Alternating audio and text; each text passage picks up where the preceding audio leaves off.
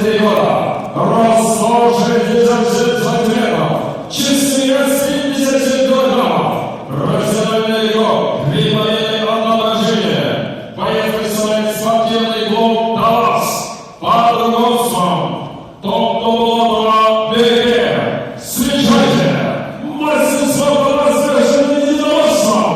Претендент своего сада Рустам.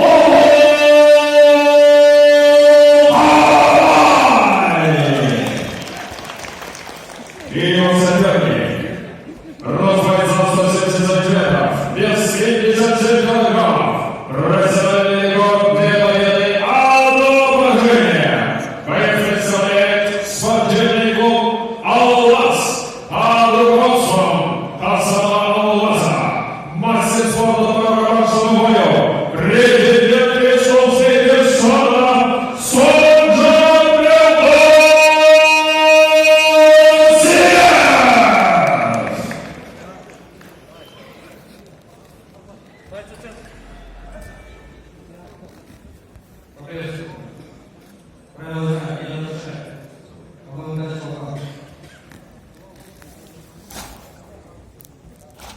Судьи, первый раунд! Боец готов! Боец готов! Время!